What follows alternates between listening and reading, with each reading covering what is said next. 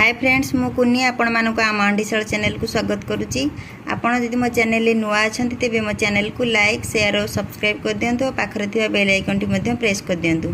So friends चलते आम आज रेसिपी स्टार्ट करवा। मु आज सररू केमिति लहुणी तैयारी करा जाए प्रस्तुत करी। देखंतु मु एठी सर को फ्रिज रे स्टोर 4 रु 5 घंटा स्टोर करी रखी नेची, जहाँ फल लुणीटी आमर शीघ्र बाहरी जीव।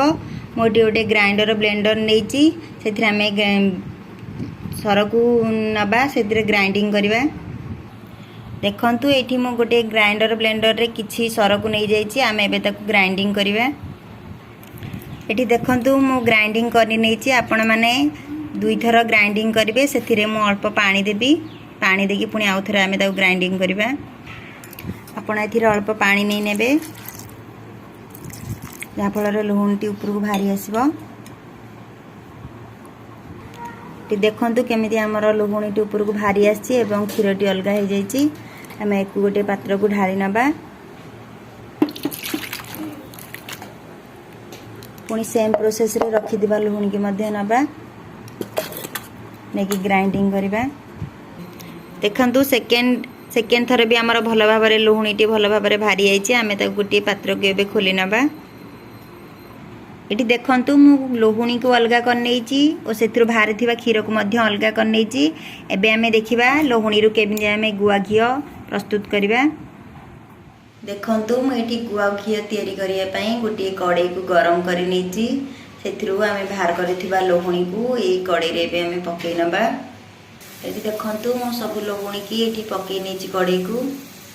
एबे आमे ताकू धीरे धीरे चलेइबा इटी गड़ियारे।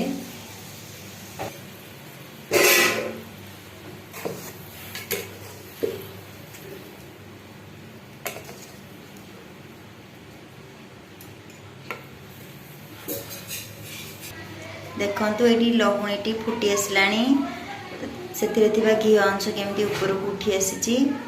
आम यहाँ मझिरे मझिरे टे चलई नबा, नहले तले लगी जाइपारे।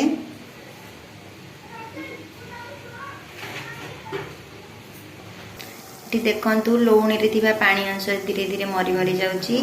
ऊपर को घीटी देख केते भल भाव में भारी आसलानी। पानी संपूर्ण मरिबा पर्यंत आम एमती घी को चलई चलिबा।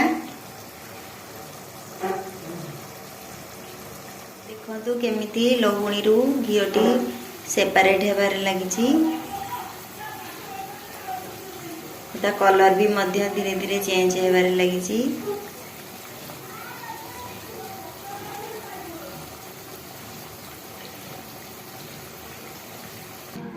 देखंतु आमर ये घीटी भल भाव में आमे ताकू ठंडा हाँपाई कड़ाई रे अध घंटे समय देवा ठंडा हाँपाई। तापर आमे ताकू गोटे पात्र खोली नबा। देखंतु मु कड़ाई रे थिबा घी को ठंडा करी गोटे बाउल को खोली नहीं जाइए।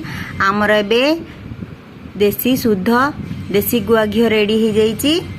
यार मध्य बढ़िया भल स्मेल आछि। आपण याकू बहुत दिन पर्यंत स्टोर करिक मध्य रखि परिबे। मो भिडियोटी आपन केमिति लागिला आपण माने निहाती मते कमेंट बॉक्स रे जणेबे। नमस्कार।